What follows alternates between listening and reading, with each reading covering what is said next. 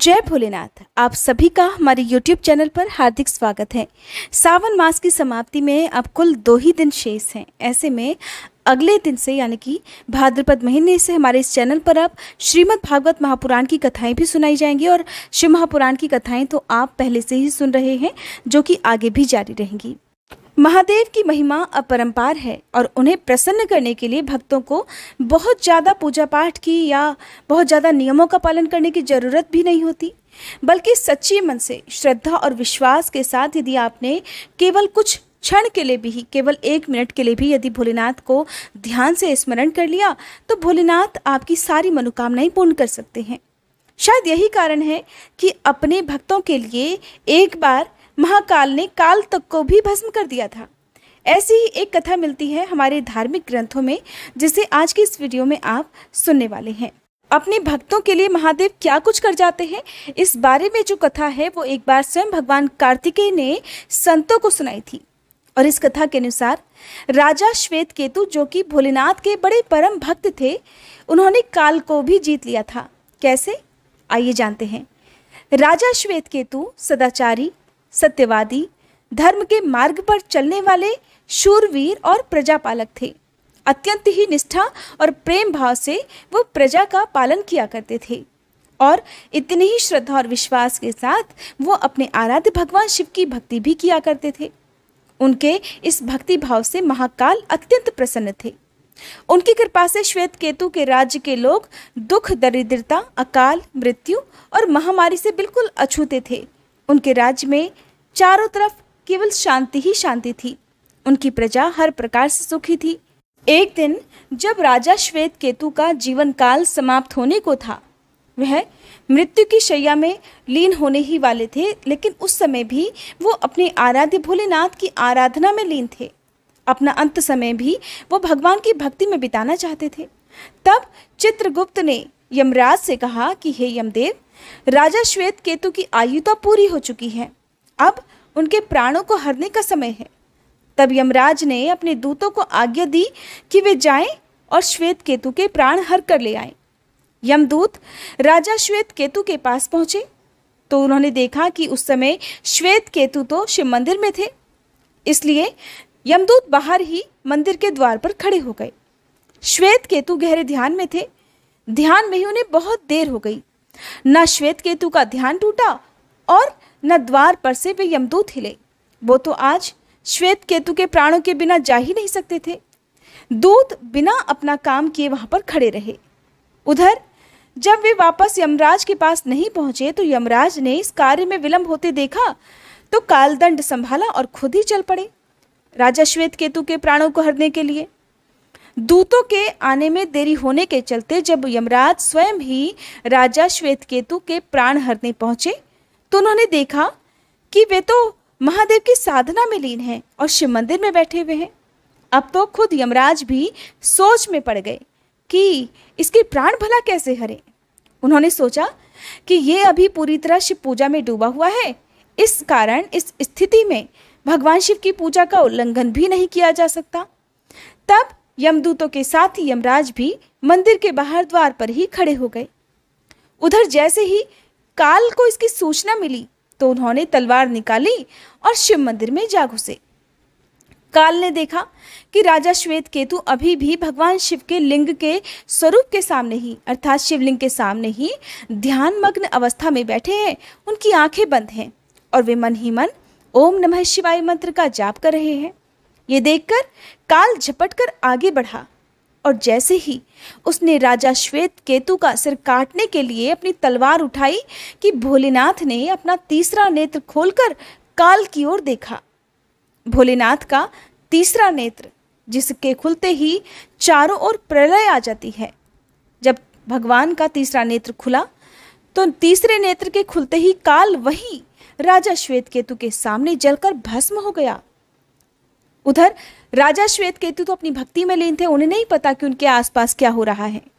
थोड़ी देर के बाद जब राजा श्वेतकेतु का ध्यान टूटा, उन्होंने अपनी आंखें खोलकर देखा तो क्या देखते हैं कि राख का एक ढेर उनके सामने पड़ा हुआ है। अब उस राख के ढेर को देखकर उन्हें बड़ी भारी चिंता हुई कि ये राख का ढेर कहाँ से आई, कौन है, क्या है। तब श्वेत केतु ने आंखें बंद कर भगवान शिव से पूछा, हे भोलेनाथ, ये राख किसकी है? इसे किसने और क्यों जलाया? तब भोलेनाथ ने साक्षात दर्शन देते हुए राजा श्वेत केतु को बताया कि ये काल था, श्वेत केतु जो तुम्हारे प्राण हरने आया था। तब राजा श्वेत केतु कहने लगे, हे महाकाल, ये तो आपकी ही आज्ञा से तीनों लोकों में विचरता है, लोगों को अपने नियंत्रण में रखता है। इसी के भय से तभी तो लोग पुण्य कार्य करते हैं। अगर काल ही भस्म हो गया तो फिर तो लोग सिर्फ पाप कर्म में ही लिप्त रहने लगेंगे, पुण्य कार्य में तो उनका मन ही नहीं लगेगा। इसलिए हे महादेव, आपसे मेरी विनती है कि आप इन्हें अतिशीघ्र जीवन दान दे दीजिए। राजा श्वेतकेतु के कहने पर भगवान शिव की कृपा से काल जी उठा और उसने उठते ही राजा श्वेतकेतु को अपने गले से लगाकर कहा, हे राजा, तुम जैसा राजा तो इस तीनों लोकों में कहीं नहीं है। तुमने तो आज अजय काल को भी जीत लिया। जीवन दान पाकर काल और यमराज ने कहा कि ऐसे जातक जो कि शिवजी के परम भक्त हैं, सच्चे मन और पूरी श्रद्धा से महाकाल की पूजा में लीन रहते हैं, सिर पर जटा और गले में रुद्राक्ष पहनते हैं, विभूति का त्रिपुंड ललाट पर लगाते और पंचाक्षर मंत्र का जप करते हैं, उन्हें कभी भी अकाल मृत्यु का ग्रास नहीं बनना पड़ेगा। तब काल ने स्वयं राजा श्वेतकेतु को आशीर्वाद दिया। इस आशीर्वाद के बाद राजा श्वेतकेतु ने लंबे समय तक निष्कंटक राज्य किया और फिर महाकाल की कृपा पाकर अंत में उनमें ही विलीन हो गए। ऐसी है महादेव की महिमा। अब सुनिए महादेव और देवी पार्वती की दूसरी कथा, जिसमें भगवान शिव को पति रूप में पाने के लिए देवी पार्वती घोर तपस्या कर रही थी। उनके तप को देखकर देवताओं ने भगवान शिव से देवी की मनोकामना पूर्ण करने की प्रार्थना की। तब भगवान शिव ने देवी की परीक्षा लेने के लिए सप्तऋषियों को भेजा। सप्तऋषियों ने शिव जी के सैकड़ों अवगुण देवी को गिनाए, पर पार्वती जी को महादेव के अलावा किसी और से विवाह करना मंजूर ही नहीं था। यहाँ तक कि उन्होंने श्री हरि के साथ विवाह करने का प्रस्ताव भी उनके सामने रखा, लेकिन देवी पार्वती ने कह दिया कि वो तो बचपन से ही मन से भगवान शिव को ही अपना पति मान चुकी हैं, उनके अलावा वे किसी और से विवाह कर ही नहीं सकती। अब विवाह से पहले सभी वर भी अपनी भावी पत्नी को लेकर आश्वस्त हो जाना चाहते हैं। वे जानना चाहते हैं कि होने वाली पत्नी में क्या क्या गुण हैं, क्या वो जीवन भर उनका साथ निभा पाएंगी या नहीं। यही कुछ दुविधा भगवान शिव के मन में भी थी। इसलिए भगवान शिव ने स्वयं चलकर देवी पार्वती की परीक्षा लेने के लिए सोचा। भगवान शंकर देवी के सामने प्रकट हो गए, जहाँ पर देवी पार्वती बड़ी कठिन तपस्या में लीन थी। समाधि में इतनी लीन थी कि उनको अपने शरीर का भी ध्यान नहीं रहता था। वो जंगलों में कई कई दिनों तक केवल कंदमूल, पत्ते या कभी कभी तो पत्ते खाना भी छोड़ चुकी थी। इस कारण बहुत दुर्बल हो गई थी। एक बार जब देवी के सामने भगवान शंकर प्रकट हुए और उन्हें वरदान देकर अंतर्ध्यान हो गए कि वो उन्हें पत्नी बनाने के लिए तैयार हैं और वे उनकी इस इच्छा का सम्मान भी करते हैं और उन्हें जल्दी ही अपनी पत्नी के रूप में स्वीकार भी कर लेंगे। वरदान देकर भोलेनाथ तो वहां से अंतर्ध्यान हो गए। देवी पार्वती बड़ी प्रसन्न हुई। इतने वर्षों की कठिन तपस्या का आज फल जो मिल गया था। जैसे ही भगवान शिव वहां से अंतर्ध्यान हो गए, इतने में ही जहां पर देवी पार्वती तपस्या कर रही थी, वहीं पास में ही एक तालाब था, जिस तालाब से बड़ी जोर जोर से चिल्लाने की आवाज आ रही थी। पास जाकर देवी ने देखा तो क्या देखती है कि एक मगरमच्छ ने एक लड़के को पैर से पकड़ रखा था और लड़का अपनी जान बचाने के लिए जोर जोर से चिल्ला रहा था। देवी पार्वती से उस बच्चे की चीख और उसका दर्द देखा नहीं गया। बड़ी द्रवित हृदय होकर वे भागती हुई तालाब पर पहुंची।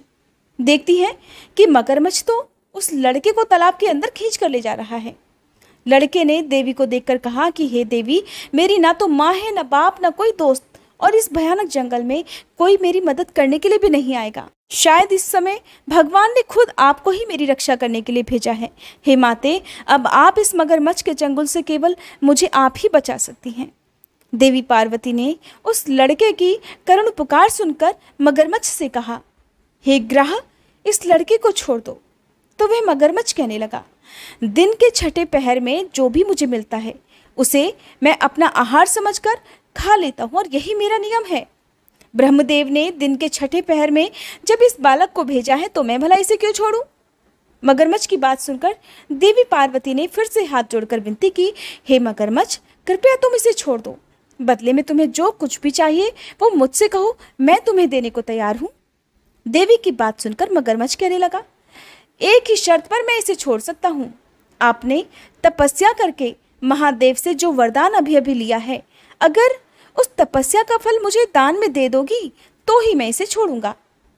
देवी पार्वती ने सुना, एक क्षण भी नहीं सोचा। इतने वर्षों की कठिन तपस्या, जो कि भीषण गर्मी, सर्दी और बरसात में उन्होंने भूखे प्यासे रहकर की है, जिसका फल इतने वर्षों की तपस्या करने के बाद उन्होंने अभी अभी महादेव से प्राप्त किया है, उस वरदान को मैं इस मगरमच्छ को दान दे दूं। उन्होंने एक क्षण के लिए भी इस बारे में नहीं सोचा। उस समय उनके दिमाग में केवल एक ही बात चल रही थी, वो थी कि किसी भी प्रकार इस बालक को मगरमच्छ के मुंह से जिंदा छुड़वाना।